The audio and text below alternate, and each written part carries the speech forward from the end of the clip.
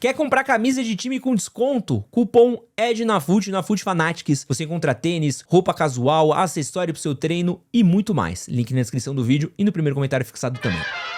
Saiu um artigo na BBC e que foi traduzido aqui pela BBC Brasil, que é Herançocracia. Por que gerações atuais dependem mais dos patrimônios dos pais? E aí aqui, acho que toda uma geração que mora ainda com os pais, que ainda tem dificuldade para sair de casa, que ainda depende dos pais para pagar as contas, deve fazer uma ideia mais ou menos do que é isso daqui. A historiadora britânica Elisa Philby conta que sempre que uma empresa a convida para dar uma palestra, ela começa explicando aos empregadores um ponto que ela acredita ser fundamental para entender a dinâmica dos ambientes de trabalho. Você percebe que agora que seus empregados com menos de 45 anos têm mais possibilidades de comprar uma casa sendo leais aos pais e não ao seu chefe? Caralho, isso é forte essa frase, hein? E ela é autora do livro Herançocracia. Está na hora de falar do banco da mamãe e do papai. Isso é um termo gringo que eles chamam do banco da mamãe e do banco do papai, que é quando você vai pegar dinheiro emprestado com seu pai e com sua mãe. Hoje, o jovem adulto tem mais possibilidade de comprar uma casa com a ajuda dos pais do que com a renda própria.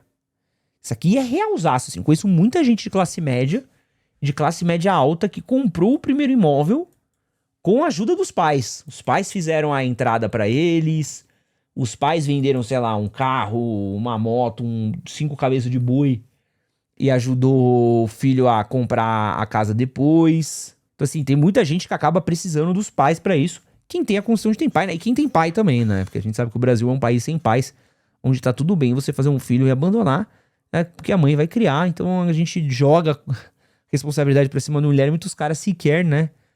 Arcam com a consequência dos atos deles. E aí aqui, o artigo continua, tá? Herançocracia é o oposto da meritocracia. Quem sente que o trabalho árduo resultará em sucesso e oportunidades. Em uma sociedade no qual o importante não é o quanto você ganha, mas sim se você tem acesso ao banco do papai e da mamãe, é o que define as suas oportunidades e a sua plataforma para a vida adulta. Meritocracia, ir para a universidade e ter uma carreira estável se consolidou. Ir para uma universidade e ter uma carreira estável se consolidou como uma narrativa única de sucesso no século XX. Mas o sistema não tinha condições de garantir isso para todos. Isso é um fato. Fato real. A ideia de que o trabalho árduo deveria trazer recompensas é fundamental para qualquer democracia.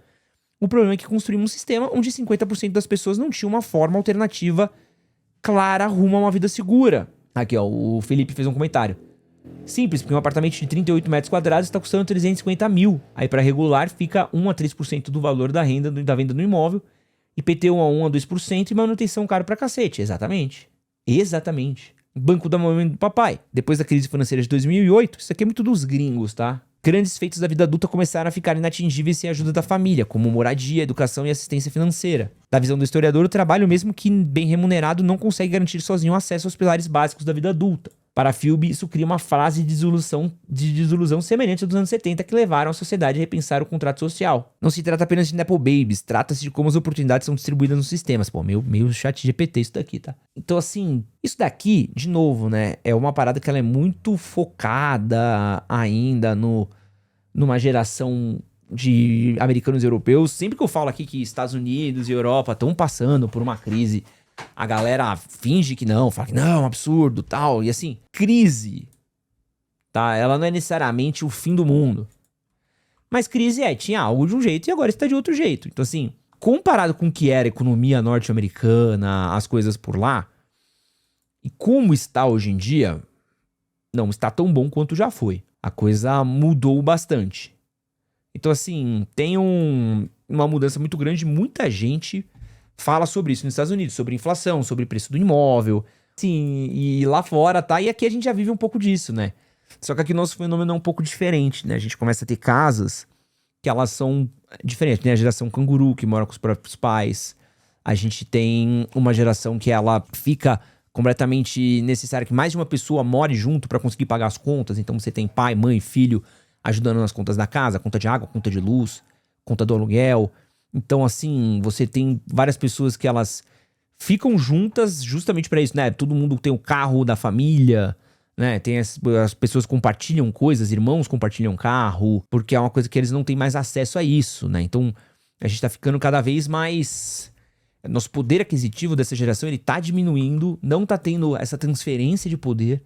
Eu vi um artigo há pouco tempo atrás que mostrava que das últimas gerações para gerações mais novas, o poder aquisitivo nosso caiu muito, muito, muito, muito, muito, muito, muito, muito. Nos Estados Unidos, então, assim, após a mudança do esquema financeiro, né, esse capitalismo financeiro voltado aí justamente em venda de ações, etc., fez com que o poder do americano, no geral, tivesse uma bela de uma queda.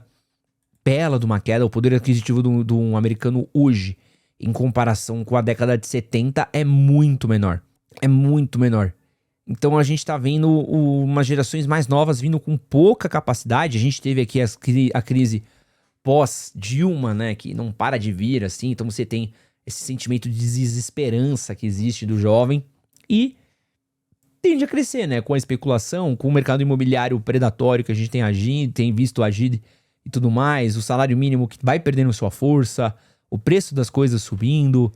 Então, assim, pô, é que o Renan Félix fez a pior associação do mundo. Assim, acho legal a ideia de que homens da geração Z serão pobres e tecnicamente solteiros porque a mulher só quer os caras com grana. Logo, teremos uma redução populacional significativa. Caralho.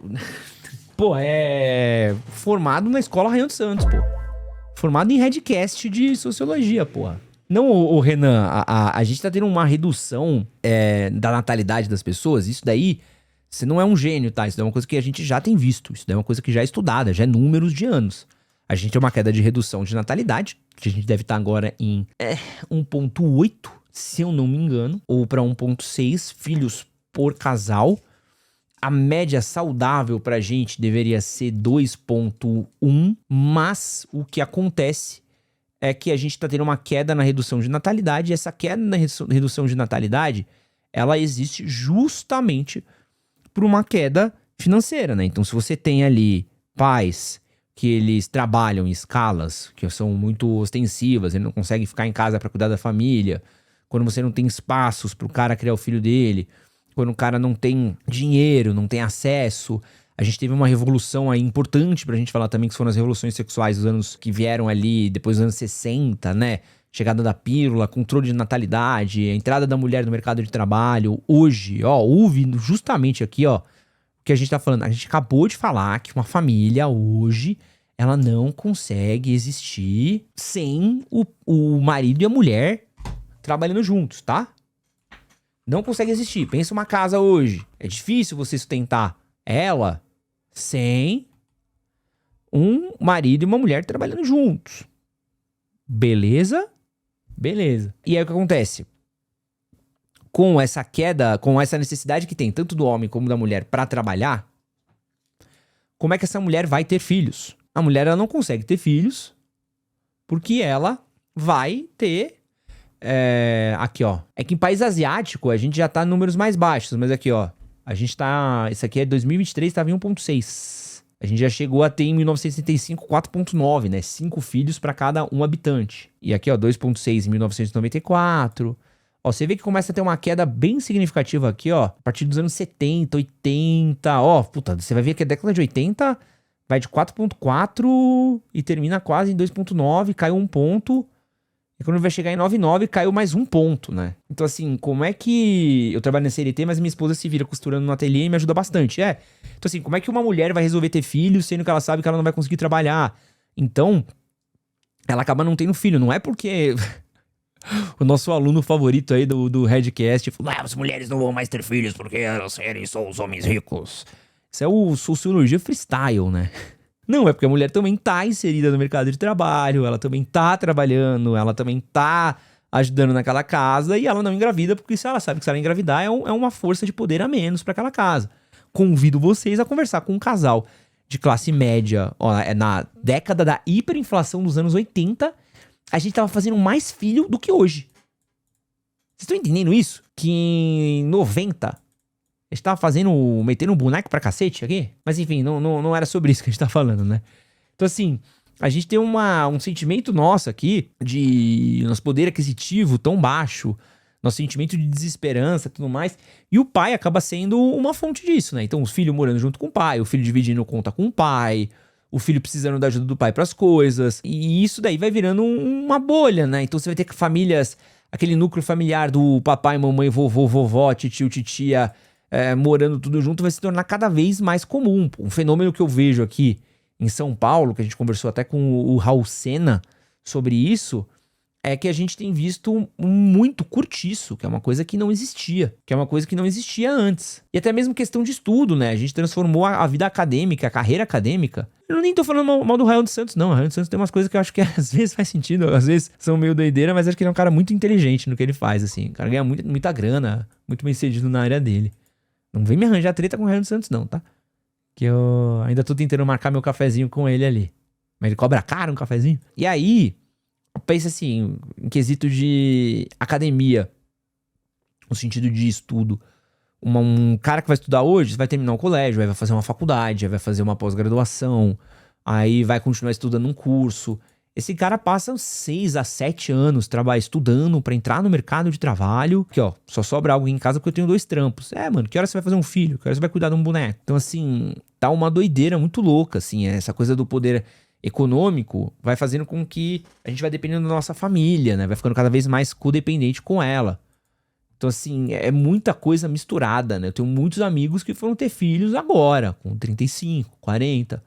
Eu mesmo também, pô, eu não quero fazer um filho sem estar com o mínimo de estrutura pra estar recebendo essa criança, pra estar cuidando dela, pra que ela não passe nenhum perrengue, necessidade, e também pra que a gente não vá ter um estilo de vida pior pra essa criança, sabe? Tipo, ter que criar uma criança passando perrengue, né? Isso é muito difícil hoje. Então, assim, é um momento muito bizarro da economia, né? Porque o jovem, ele não tá sendo mais tão economicamente ativo como ele já foi, né? Ele tá demorando pra ele conseguir fazer. E eu sinto também que isso daí também não é meio que à toa, sabe? Porque pensa assim, quando você tem pessoas que vivem mais tempo, se o cara vai viver até uma média de 70, 80 anos, né? Eu sinto que boa parte das empresas meio que se configuraram. Então assim, se antes esse cara, ele ia viver menos, ele ia formar família antes, ele ia ter desejos antes, ele ia ter sonhos antes, cobranças antes. Então ele queria ter mais dinheiro antes. Aí esses caras entenderam que não. Agora, se ele vai ter depois, você consegue segurar o cara por mais tempo dentro da empresa, né? Ou até mesmo vagas, assim. Tem outra parada aqui que é mais bizarra ainda que eu vou falar pra vocês. Por que tem essa questão da herançocracia? E aí a gente tá falando de uma questão mais de classe média alta, tá? Desculpa aí a galera mais pobrinha. Talvez isso não seja um caso da sua família. E não tô falando em nenhum momento que isso é culpa do jovem, tá? Não vem me inventar isso daí também não, tá? Que é o seguinte, olha que doideira. Cargos de poder hoje ainda são ocupados por pessoas mais velhas. Antigamente a gente tinha vagas de pessoas que tinham 50 anos, elas estavam meio que saindo do mercado de trabalho para a entrada de pessoas mais jovens, mais novas.